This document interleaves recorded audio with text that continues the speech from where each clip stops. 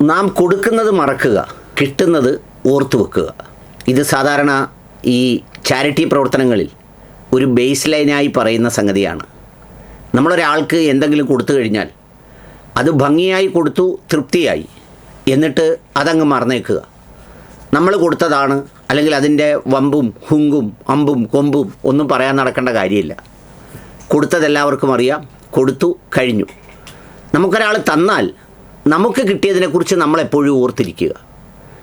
അത് നമ്മൾ മറന്നു പോകരുത്. എനിക്ക് ഇതിങ്ങനെ കിട്ടിയതാണ്, തന്നതാണ് എന്നൊരു ഓർമ്മ നമ്മുടെ ഹൃദയത്തിലുണ്ടാവണം. എന്തിനാണ്? We must be thankful to our life. നമ്മുടെ ജീവിതത്തോട് നമുക്ക് നന്ദി തോന്നാൻ, നമുക്കൊരു ഇഷ്ടം തോന്നാൻ, നമുക്കൊരു വിനയാന്വിതമാകാൻ. അതിനുവേണ്ടി മാത്രമാണ് ഞാനിത് പറഞ്ഞത്. വേറൊന്നും കൊണ്ടല്ല. വയനാട് സർക്കാർ ടൗൺഷിപ്പ് കൊടുത്തു, മുസ്ലിം ലീഗിൻ്റെ വീട് കൊടുത്തു. ആ കൊടുത്തത് ഏറ്റവും അർഹരായ മനുഷ്യർക്കാണ്. അത് നൽകേണ്ടി വന്നതും സ്വീകരിക്കേണ്ടി വന്നതും അവരുടെ ജീവിതത്തിൻ്റെ ഒരു പരീക്ഷണം കൊണ്ടാണ്.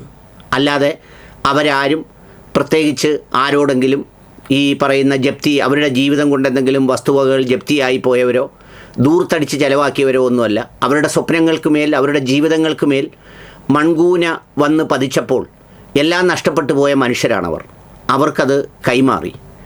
ആ കൈമാറിയ ശേഷം നമ്മളൊരു ഡിസാസ്റ്റർ ടൂറിസം പോലെ എല്ലാവരും, ഈ നൽകിയ സംഘടനയുടെ ആൾക്കാർ, നൽകിയ പാർട്ടിയുടെ ആൾക്കാർ, നൽകിയ സർക്കാരിൻ്റെ ആൾക്കാർ, നൽകിയതിൻ്റെ ചാനലുകാർ, എല്ലാവരും എല്ലാ ദിവസവും ഒരു പണിയുമില്ലെങ്കിൽ എന്തെങ്കിലും തൂക്കി പിടിച്ചുകൊണ്ട് അതിനകത്ത് കയറി നടക്കുക, അല്ലെങ്കിൽ അവിടെ പോവുക, കാണാൻ പോവുക, തട്ടി വിളിക്കുക, തുറക്കുക, അതിനകത്ത് നിന്ന് അവരെ ശല്യം ചെയ്യുക.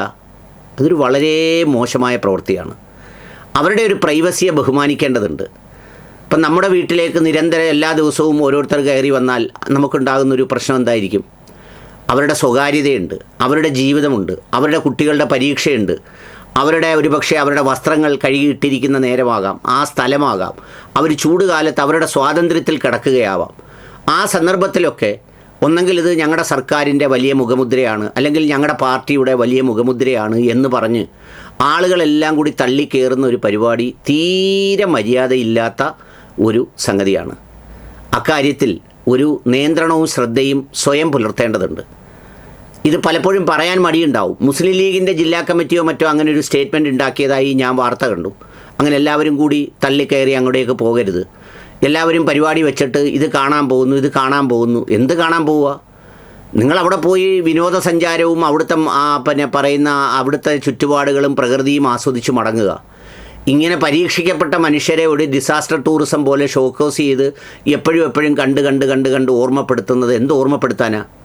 ഞാൻ ഓർക്കുന്നുണ്ട്, പണ്ട് സുനാമി 2004 ഉണ്ടായപ്പോൾ അന്നുണ്ടായിരുന്ന ജില്ലാ കളക്ടർ ബി ശ്രീനിവാസ്, അദ്ദേഹം ഇപ്പോൾ സർവീസിലില്ല. അദ്ദേഹത്തിൻ്റെ പൂർണ്ണമായും സർവീസ് പൂർത്തിയാക്കാൻ നിൽക്കാതെ അദ്ദേഹത്തിൻ്റെ ഒരു കൃത്യമായ പീരീഡിൽ അദ്ദേഹം VRS എടുത്ത് മടങ്ങിയ ഒരു മനുഷ്യനാണ്.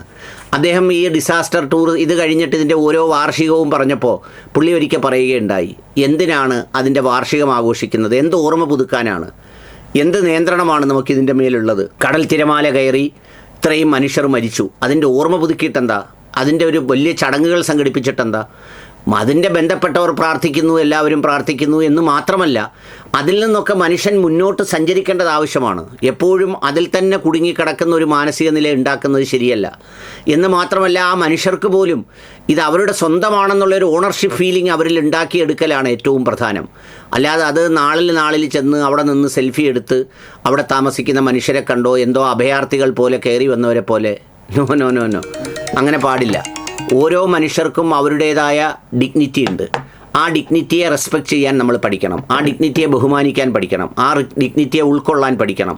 നാളെ നമ്മളുമൊക്കെ ഇതുപോലാണ്. നമ്മുടെ വീട്ടിലേക്ക് നിരന്തരം ആളുകൾ വന്നാൽ നമ്മൾ പലയിടങ്ങളിൽ പോലും ഇത് പൊതുവഴിയല്ല എന്ന് പോലും വെറുതെ ഒരാൾ കയറിപ്പോയാൽ ബോർഡ് എഴുതി വെക്കുന്ന നമ്മൾ അവിടെ ഒരു ടൂറിസം പോലെ എല്ലാവരും ടൗൺഷിപ്പ് കാണാൻ പോകുന്നു എന്ന് പറഞ്ഞൊരു ഏർപ്പാട്, അത് ഒരിക്കലും ന്യായമായ കാര്യം. അതിൽ നിന്ന് ഒരു മെച്യൂരിറ്റി നമ്മൾ കാണിക്കേണ്ടത് വളരെ അത്യാവശ്യമാണ്. ബന്ധപ്പെട്ട സംഘടനകളും ഉത്തരവാദിത്തപ്പെട്ട മനുഷ്യരുമൊക്കെ അക്കാര്യത്തിൽ കൃത്യമായ ഒരു അകലം പാലിച്ച് ഒരു മര്യാദ പാലിക്കേണ്ടത് വളരെ അത്യാവശ്യമുള്ള കാര്യമാണ്. അതുകൊണ്ടാണ് ആ കാര്യം പറഞ്ഞത്.